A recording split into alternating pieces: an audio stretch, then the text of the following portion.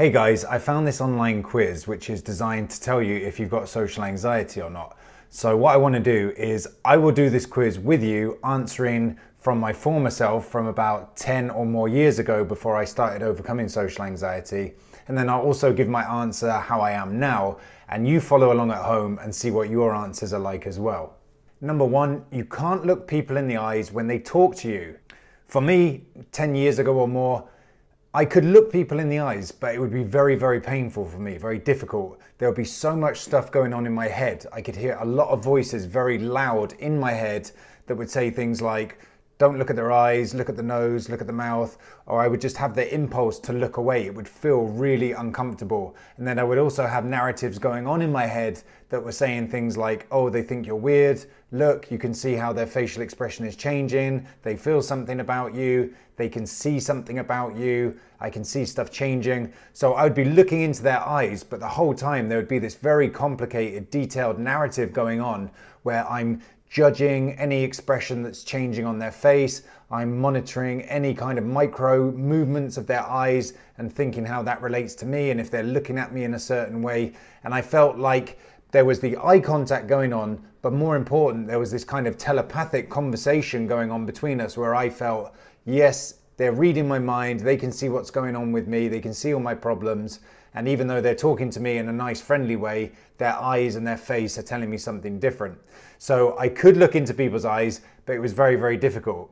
Nowadays, it's nothing like that. I enjoy looking into people's eyes. I actively seek it out. When I'm talking, I'm not even thinking about what's going on in their mind. I'm just talking to them.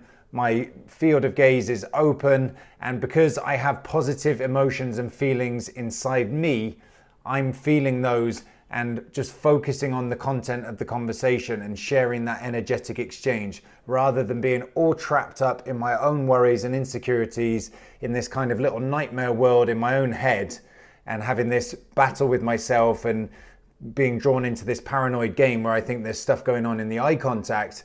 I'm just feeling good and I'm in the conversation and I'm losing myself in the conversation and I forget what my eyes are doing and I'm not focused on what their eyes are doing either, really.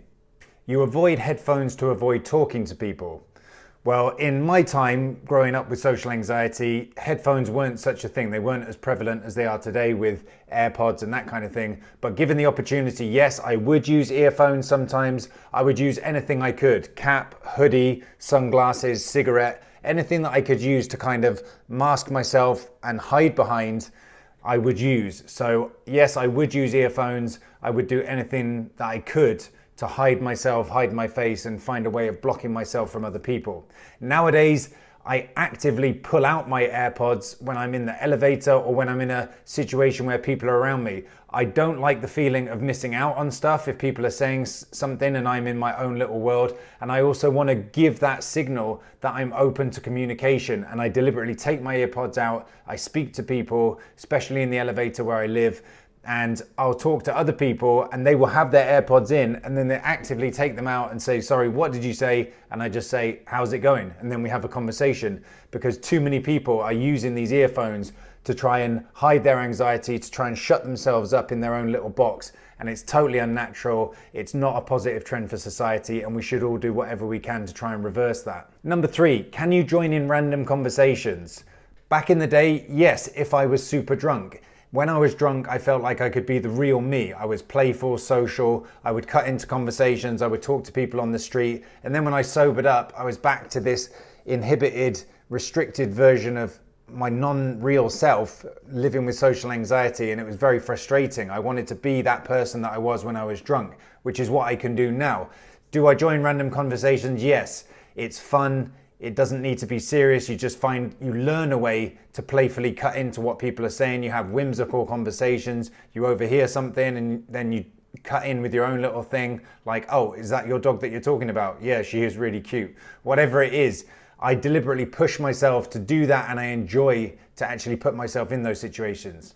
Number 5, would you rather live with people? Would you rather live alone? Well, back in the day, I was a frustrated extrovert. I had social anxiety, but I was naturally extroverted. I was also lonely and I wanted to live around people. The problem was that oftentimes when I did, like in the halls of residence at university or in shared houses that I often encountered problems because of my social anxiety. So it was a weird paradox that I wanted to, because I was quite needy emotionally. I was naturally extroverted, but I was frustrated by social anxiety. So it was a weird kind of push-pull situation. Nowadays, I prefer to live on my own. That's not because of social anxiety. I'm an ENFP, which is an introverted type of extrovert. So I enjoy having lots of time by myself to be creative, to make videos like this, but I like to have time with my friends as well. But I really need my own living space to live in by myself. But that's not to do with social anxiety. That's to do with my personality type. Number 6, do you avoid public places? Absolutely, yes. 10 years ago or more than that, I would absolutely avoid public places. I had my own little complex map of the city that I lived in, where I knew all the side streets that I could use, where I would avoid bumping into anybody. And if I saw someone coming in the opposite direction down one of these alleyways, I would freeze up and get very scared. So I would do anything I could to avoid crowded places. I would only go to the supermarket very late at night, right before closing time, so that I could avoid any crowds.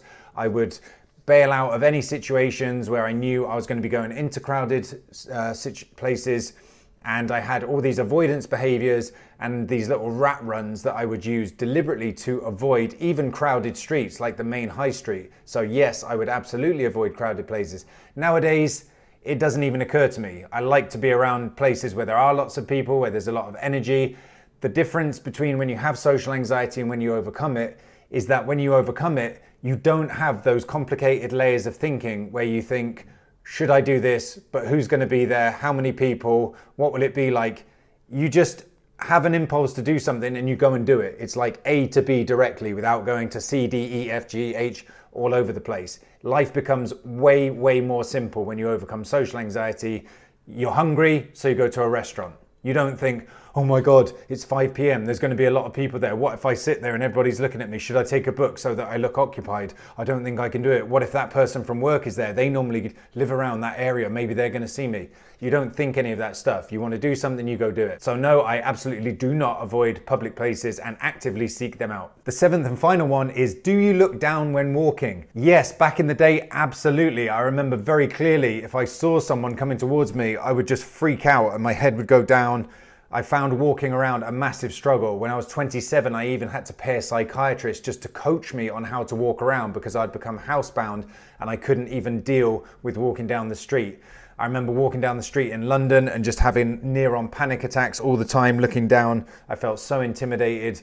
There was so much stuff going on in my head in those days, so much unnecessary, unwanted thinking that I couldn't handle even walking down the street. I would look down, I would feel so much pressure, I would feel watched, I'd feel like I wouldn't know how to move my arms. The whole thing felt totally unnatural and clunky and very, very awkward. Sometimes I would even then have to go into a pub, have a couple of drinks to calm myself down, or go into a place somewhere where I could just calm down, go and sit in a park somewhere, because I would often even get near-on panic attacks just from walking around. Nowadays, nope, nothing like that. I don't look down. I consciously look up and try to engage people because I can see that at this current moment in history, we are heading very quickly in the wrong direction, where everybody is shutting themselves off, using too many screens, closing themselves off with ear pods and AirPods and all of that stuff. So I deliberately try and take a stand against that by engaging people in conversation, making eye contact and saying hello to them.